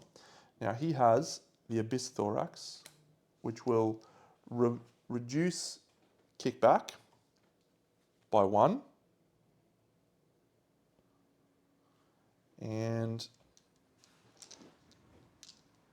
we will be bouncing around like a crazy guy.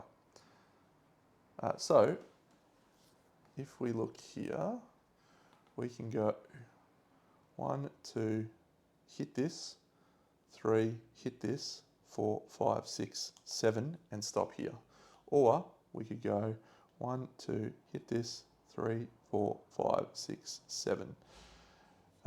She doesn't suffer crash, she dodges out of the way. Just going to suffer crash once, so we'll do that. And is knocked down already from chain breaking the Primordial's attack. Was it him that got knocked down? He was the first person to be attacked. I'm pretty sure the first card we got was, yeah. That's a shame. She's got the knockdown. Okay, so he's also knocked down. He doesn't have tumble. He doesn't have rock steady. So he is knocked down.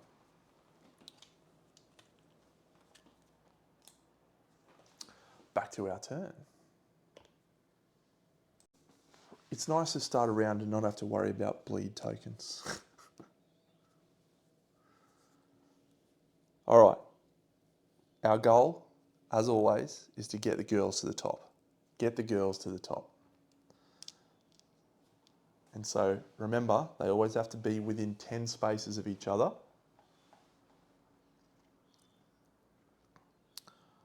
And so I'm going to use a card that I haven't used at all in the Argo abilities. It's called Hyperadrenaline Infusion. And as you can see by reading Hyperadrenaline Infusion, you pick a Titan that's about to move and they get an extra 4 spaces, if you don't mind.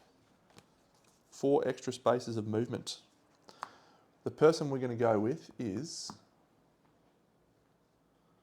Ulyssia. So she has the Hermes Cape, so that makes her speed 6, which means she goes to speed 10.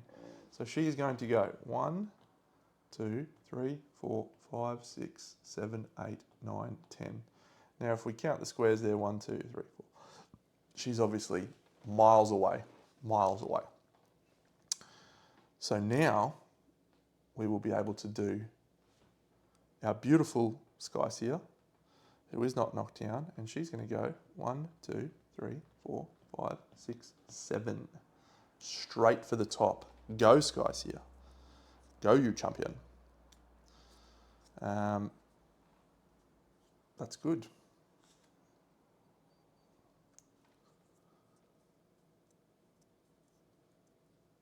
I like our positioning there. We've got 2.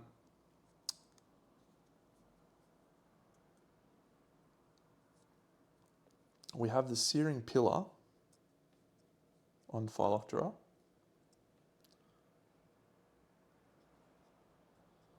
Ooh, this is going to be a tasty turn. I tell you what.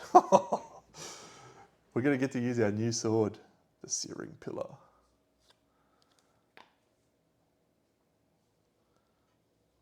I am going to step forward with Phyloctera being piloted by Cersei. She's going to make an attack with her Searing Pillar. She is rolling 1, 2, 3, 4 dice. This sword is +1 to hit, and there are 2 opening tokens in the pool. So that's 8, 7, 6, 5. So these are hitting on 5s. That's beautiful. We are going to spend a fate to reroll this. Oh, 4 hits. 4 hits. 2 white dice. Okay, so in the first ability window, and we're just going to go here and see what we've got. We're going to do the following. We're going to vault, because we have vault. We do need to commit with this sword.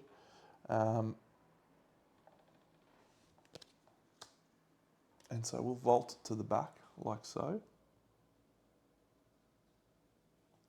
Right there. And then we have pushback 2, which happens in the second ability window. We're going to absolutely trash this guy's face with his 2 white dice and a red dice. That shouldn't be allowed at this level of the game. That's a wound. So the burden moves to the center of the board, which is a shame. 1, 2, 4. And we've got pushback, and so we're going to push back 1, 2 into this pillar. So anytime you push back into one of those stone columns, you add an AT penalty token to the pool. He's not a bit in. We use none of the fire, so 1 fire goes away, and then we put 2 fire into the pool. Inspire stands up our friend from knockdown. And fail trick, no, commit, done, push back 2, fire 2, A2, so we'll put an opening and a break. What a great turn. Searing Pillar. Doesn't have cumbersome either. That's just outstanding. Take that, little guy.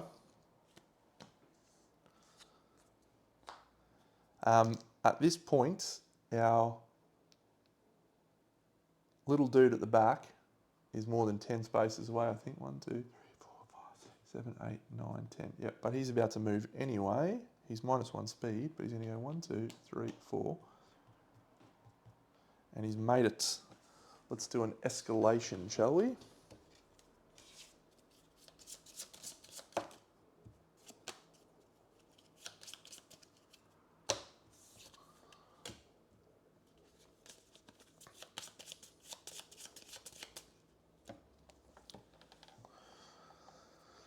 No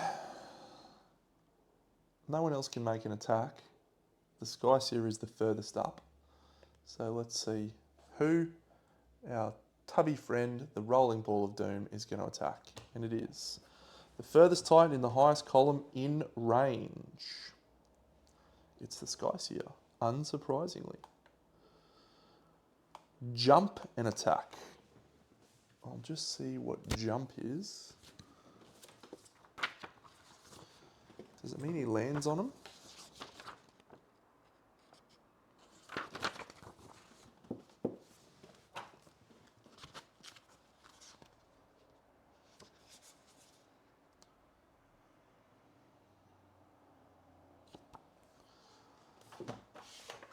I don't think so. I think he's just going to jump like this.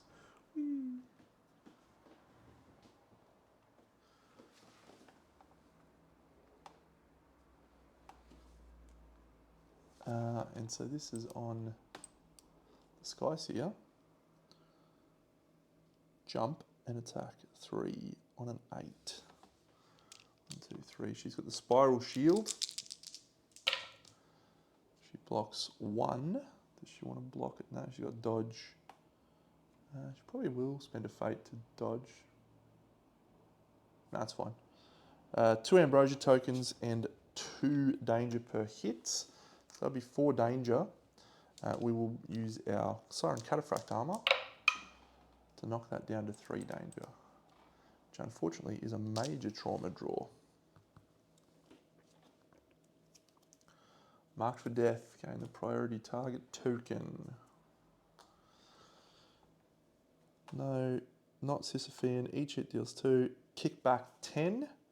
Again, there is a window of opportunity there, and so she will spend 3 fate using the Iapetus Lifesaver to dodge 2.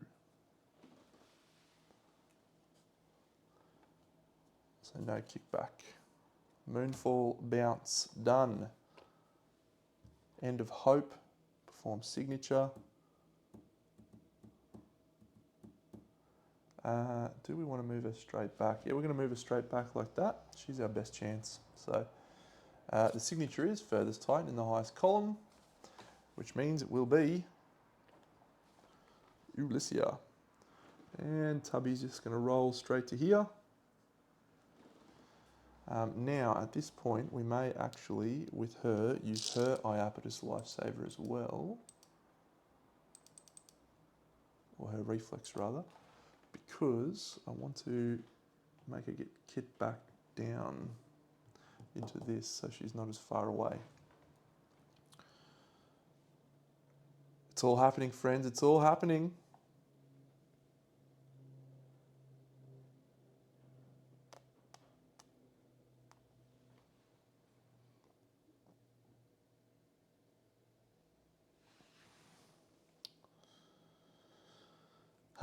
So the attack is 3 dice on a 10. She has Hermes Cape, which takes it to 3 dice on a 9. Blocks 1, that's nice. So that will be 4 danger.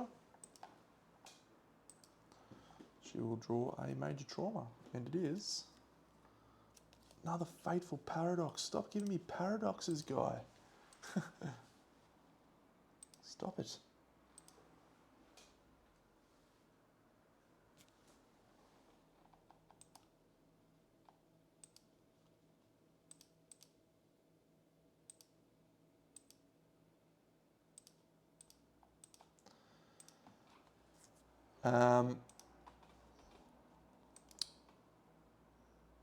Gain Fate. Gain the Sisyphean condition card, and then you are kicked back 8. We have nothing to avoid kickback 8. So we will go 1, 2, hit that, 3, 4, 5, hit that. Oh no. 1, 2, 3, 4, 5, 6, 7. And that's 8. Now with this, she doesn't suffer crash. She's got tumble, so on a 6+ she avoids. She doesn't. So she suffers knockdown. and a crash. And that's it. Back to our turn.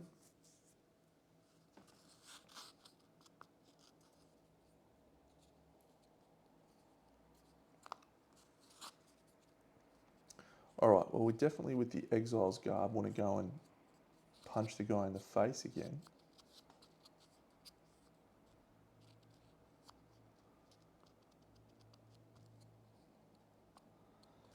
She now has the Sisyphean condition as well.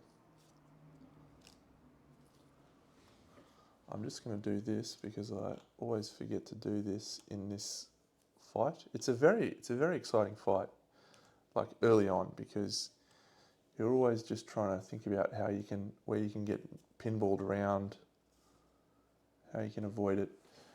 So if we look at this guy here right now, she is 1, 2, 3, 4, 5, 6, 7. So she's going to move up to the top, and then when she gets targeted with an attack, which will no doubt be a movement attack, she can use her Iapetus Lifesaver to advance reflex. I didn't give her it's exhausted at the moment. So she'll then be able to move to the top square and immediately end the fight. So this is it, the fight's over, assuming there's a window of opportunity for us to move. But she needs to have someone within 10 of her to be able to do that. And so that person is going to be this champion, who's been our only person making an attack with our sweet sword. Oh, you love to see it. Her again, she's going to move 1, 2 to here, and she is going to make an attack with the Searing Pillar once more. Do we have any way to add more opening tokens? We don't. We'll just hope for the best. 1, 2.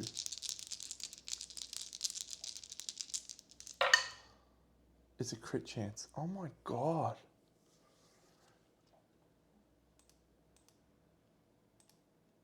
Spend a fate 3 rolls, because if I get this is 2 white dice on a crit chance. It's a 9. I've just hit 2 white dice on a crit chance against this absolute buffhead, the Burden. You may perform a bonus attack, and I ignore hardened. Man, I'm loving this sword thing. 1, 2, 3, 4, 5, 6. He's only down to 5 anyway, so you may perform a bonus attack. Okay.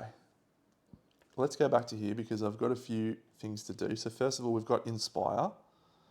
So we're going to stand up Ulysses from Knockdown. We also have Vault and Knockback. Pushback 2, sorry.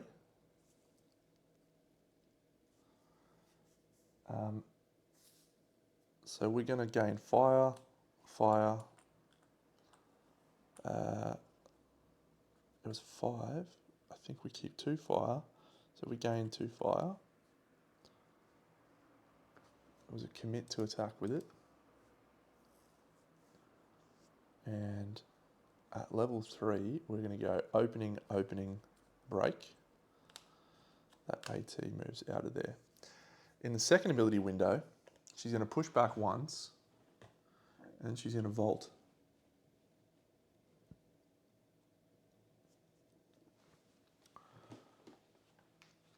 Which seems great. That's our second wound, and because it was a crit chance, we can perform a bonus attack. Let's just make sure we've done our escalation. This sword thing is just absolutely tearing strips off this guy. You'll love to see it.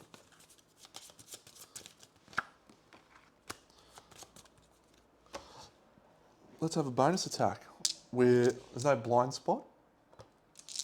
And so we're now hitting on 1, 2, 3. So we're now hitting on 5s. That's 4 9s. This weapon.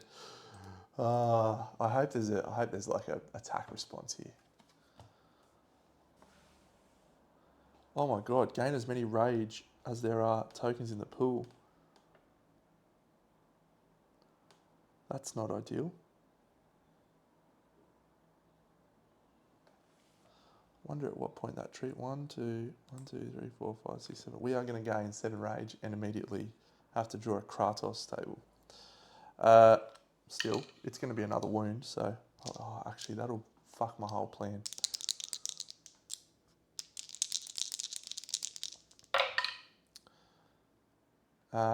It's enough, but do I want to?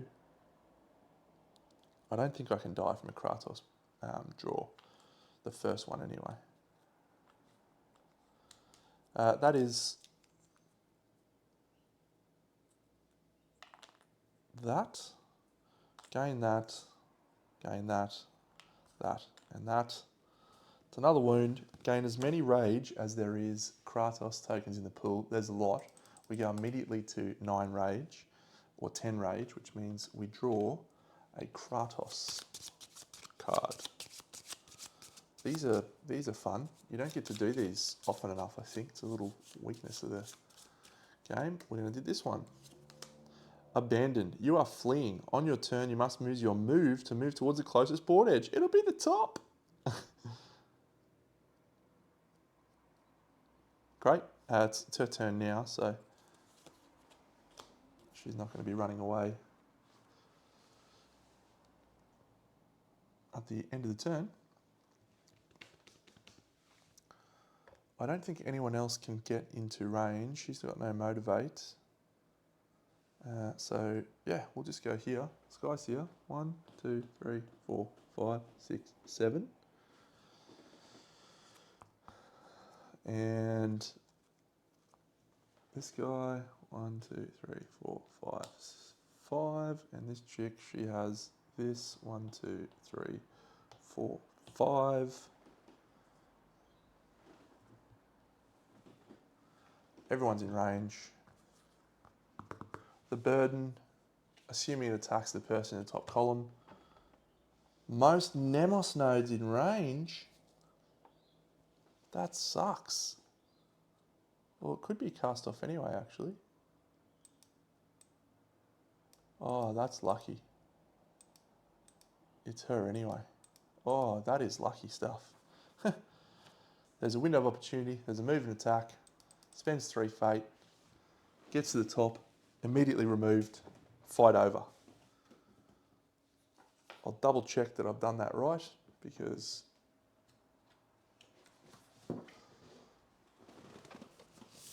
it's been a while since I played the fight, but I feel like that is what happens.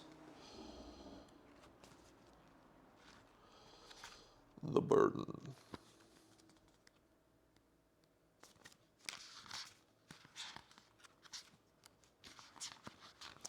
Burden battle.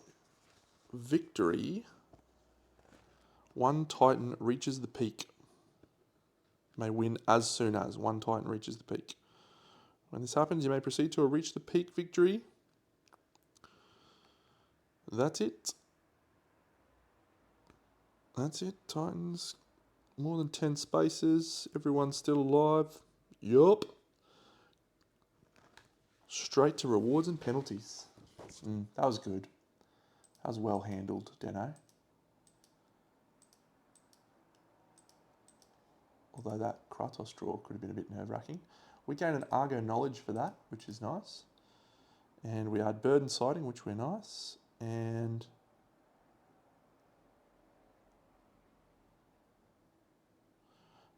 we lose 3, and we add a Dream of Pharos to the timeline 3 days from now.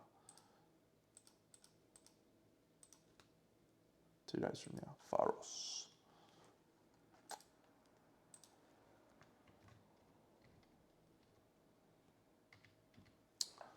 Pretty good, pretty good.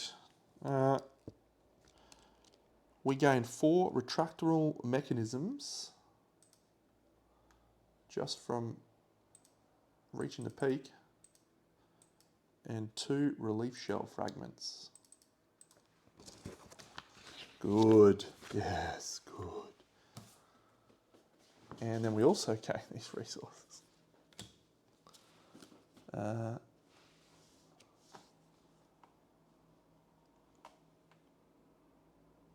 I can't remember which one's which. That's on the back of that sheet.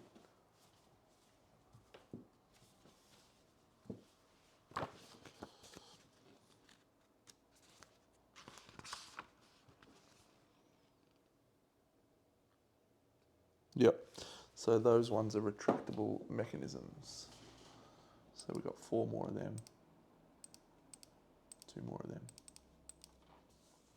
Great. I enjoyed that. I enjoyed that a lot. We shall remove the adversary from the map.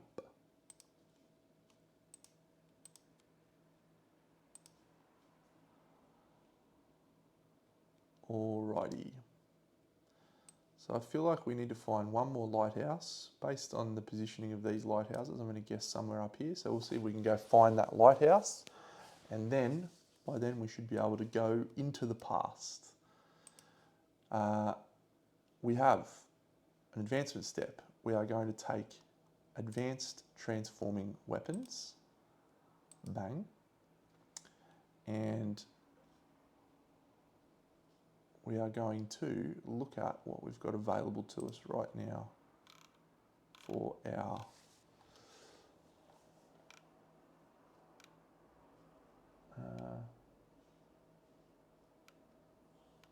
stuff. Don't think we need to do anything, so let's go look at what we can make. We can make squat armor. What do we need for that? Oh, that's so good. Oh. A lot of good things. A lot of good things coming our way so far.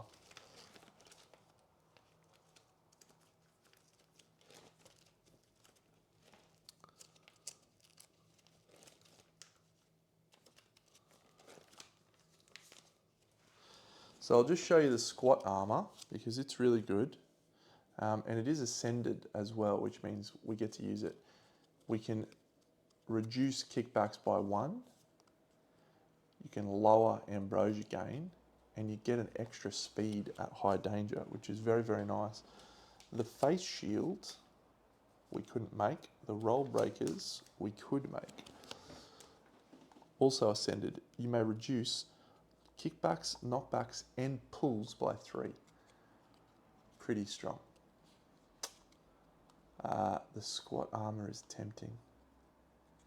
Very tempting. Reduce kickbacks by 1. When you're about to gain ambrosia tokens, lower the gain to 1. Roll breakers. What do we need for the face shield? Face shield's good.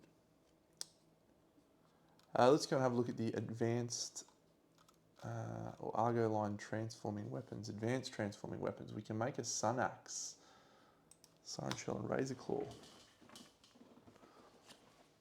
I'll keep one of those out.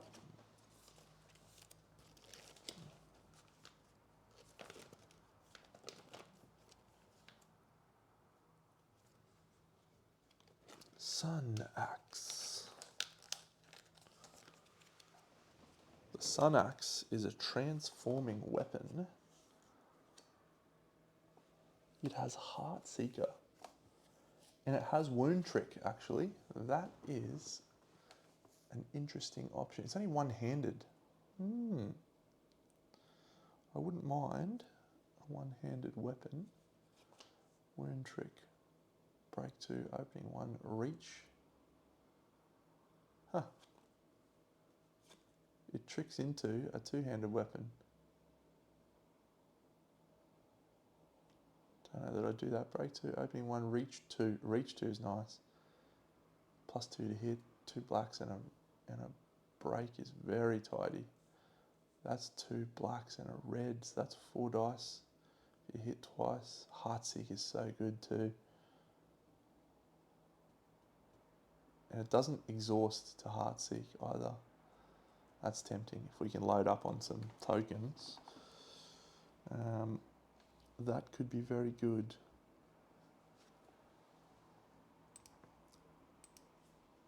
Sun Cutter.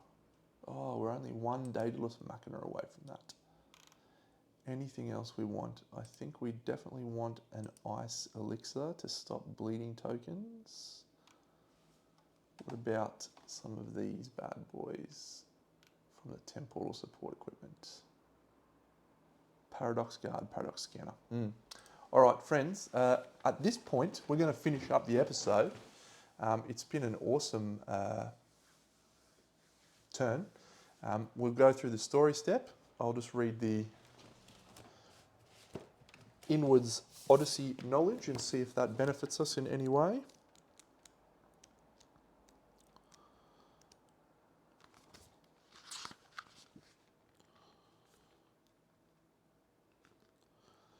Random Argonaut gains 2 nodes for the Nemos with the most nodes. It's Phyloctera. She gains 2 nodes. Wow. And assign the Cronian strain pattern to any of your current titans. What does that do?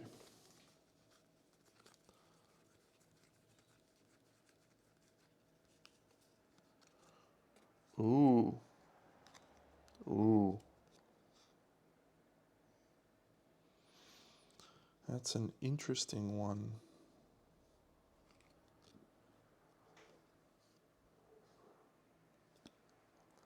It's an interesting strain. That has a lot of tokens in there, or a lot of things in there that allow you to retain tokens. So level 1, black and pass. Pass, it allows you to keep a token in the pool. So it's basically just as good as an opening or a break because it just stays, but it could let you keep things like black, fire, etc. And we've got a lot of that there, a lot of that. I'll just make sure I'm remembering pass correctly. Pass. During the clear the Kratos pool step, choose up to X opening and or break tokens remaining in the Kratos pool. Okay, well, I was wrong. But still exactly the same as an opening or break token, but you just get a choice.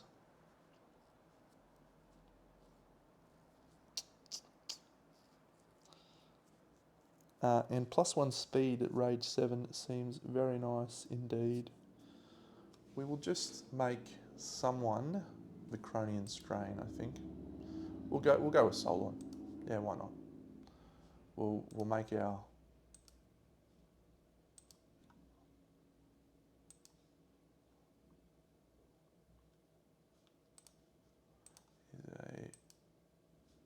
nope. Here's a Cronian strain. Cool. That's fun. All right, friends, I'm going to mull over those equipments and so forth. We do reach the doom step. That does trigger loop end. So we then go 1, 2, 3, 4, 5, 6 down to here. We mark the loop end. We gain an unavoidable doom. And that is all she wrote. I will think about what we want to make in terms of our bits and pieces, but I hope you've enjoyed those 2 cool fights. Feeling good, feeling like we're on track. We're still at timeline day 18, but that's okay. 2 fights in one mission, in one episode is very, very good. And we got this sphere cast. Pew, pew, pew. Smack things with that pillar, baby. Awesome, friends. We'll catch you in the next episode. Big Deno.